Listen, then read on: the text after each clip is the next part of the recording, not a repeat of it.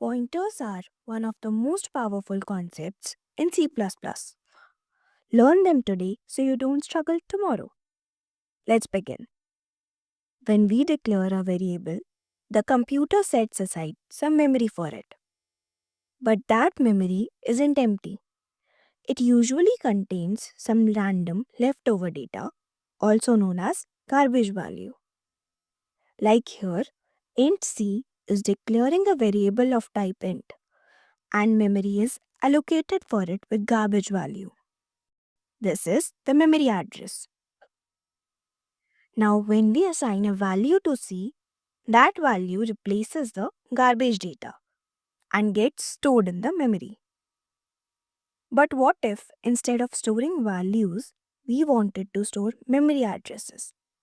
That's where pointers come in. Pointers allow us to store the location of a variable in memory. Int star p declares p as a pointer that can store the address of an integer. This is the format we use to declare pointers. Ampersand is the address of operator, and ampersand c gets the memory address of c, which is then stored inside p. So, if I have stored a memory address in a pointer, what's the use? Well, storing a memory address lets us indirectly access and modify a variable's value. To actually get the value from a pointer, we use star in front of it. This is called dereferencing a pointer. For example, the first statement prints p, which stores a memory address, so that is printed. The second statement prints star p, which means go to the memory address stored in p and get the value.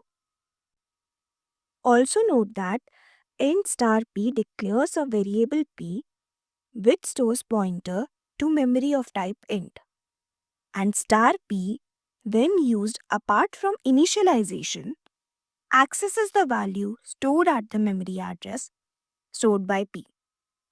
If that made sense, here's a quick challenge for you.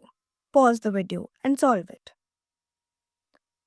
Star p is equals to 4 modifies the value at the memory location stored in p.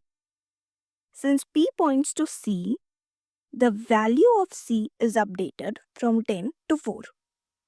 Printing p gives 4, which is the new value stored at c's memory. Printing c also gives 4 since it was modified through the pointer. When working with pointers, two key operators play an important role. The address of operator gives the memory address of a variable. The dereference operator accesses the value stored at a memory address. But what happens when we pass pointers to functions? Do they change or stay the same? That's where pass by value and pass by reference comes in. We will cover that in part 2, so stay tuned.